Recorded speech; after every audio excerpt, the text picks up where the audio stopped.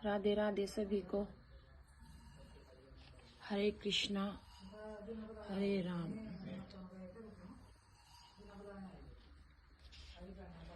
माघ पक्ष शुक्ल पक्ष की जया एकादशी की महिमा।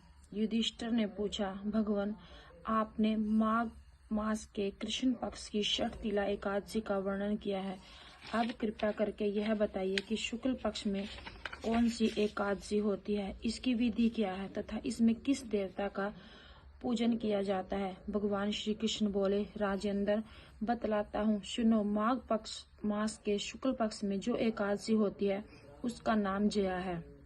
वह सब पापों को हरने वाली उत्तम तिथि है। पवित्र होने के साथ साथ ये पाप का नाश करने वाली है तथा मनुष्य को भोग और मोक्ष प्रदान करती है। इतना ही नहीं, यह ब्रह्म हत्या जैसे पाप तथा पिशाच तत्व का भी विनाश करती है। इसका व्रत करने पर मनुष्य को कभी भी प्रेत योनियों में नहीं जाना पड़ता। इसलिए राजन, प्रयत्न पूर्वक जया नाम की एकादशी का व्रत करना चाहिए।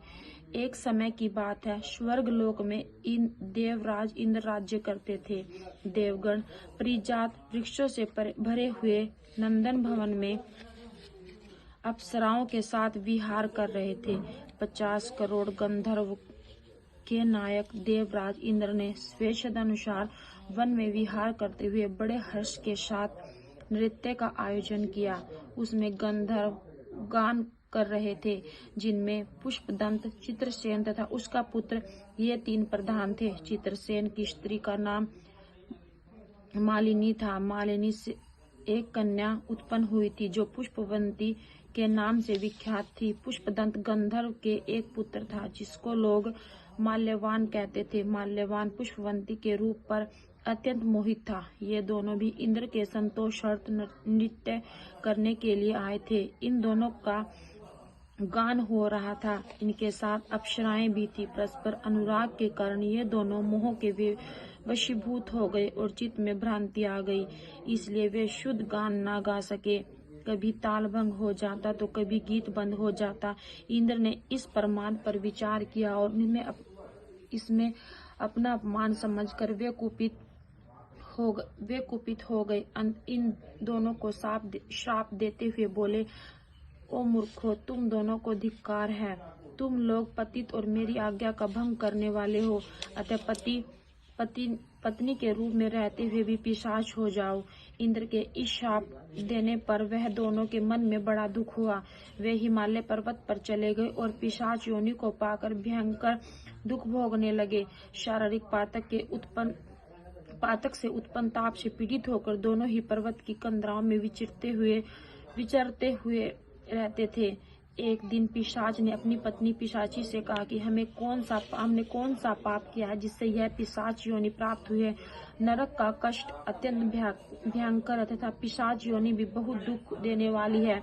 अतः पूर्ण प्रयत्न करके पाप से बचना चाहिए। इस प्रकार चिंता मगन होकर वे दोनों दुख के कारण सूखते जा रहे थे। देवयोग ने उन्हें माघ मास की एकादशी तिथि प्राप्त हो गई। जया नाम से विख्यात तिथि जो सब तिथियों में उत्तम है आई। उस दिन उन दोनों में सब प्रकार से आहार त्याग दिए, जलपान तक नहीं किया, किसी जीव की हिंसा नहीं की, यहाँ तक कि फल भी नहीं खाया।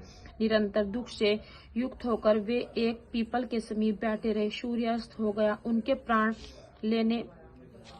लेने वाली भयंकर रात उपस्थित हुई। उन्हें नींद नहीं आई। वे रति या और कोई सुख भी न पा सकी। सूर्योदय हुआ। द्वादशी का दिन आया। उन पिशाचों के द्वारा जया के उत्तम व्रत का पालन हो गया। उन्होंने रात में जागरण भी किया। इस व्रत के प्रभाव से तथा भगवान विष्णु की शक्ति से इन दोनों का पिशाचता दूर हो गई। पुष्पवती और माल्यवान अपने पूर्व रूप में आ गए। उनके हृदय में वही पुराना स्नेह उमड़ आया। उनके शरीर पर पहले ही जैसा अलंकार शोभा पा रहा था। वे दोनों मनोहर रूप धारण करके विमान पर बैठे हुए स्वर्ग लोक में चले गए। वहां देवराज इंद्र ने सामने आकर दोनों में बड़ी प्रसन्नता से उन्हें प्रणाम किया। उन्हें इस रूप में उपस्थित देखकर उन्हें इंद्र का बड़ा विस्मय हुआ। उन्होंने पूछा, बताओ किस पुण्य के प्रभाव से तुम दोनों का पिशाचत्व रूप दूर हुआ है। तुम मेरे पाप शाप को प्राप्त हो चुके थे, फिर किस देवता ने तुम्हें उससे छुटकारा दिलाया है। माल्यवान बोला, स्वामिनी स्वामी भगवान वासुदेव की कृपा और जया नाम की एकादशी के व्रत से हमारी पिशाचता दूर हुई है। इंद्र ने कहा, तो अब तुम दोनों मेरे कहने से सुधा पान करो। जो लोग एकादशी के व्रत में तत्पर और भगवान श्री कृष्ण के शरणागत होते हैं वे हमारे भी पूजनीय हैं। भगवान श्री कृष्ण कहते हैं कि राजन, इस प्रकार एकादशी का व्रत करना चाहिए।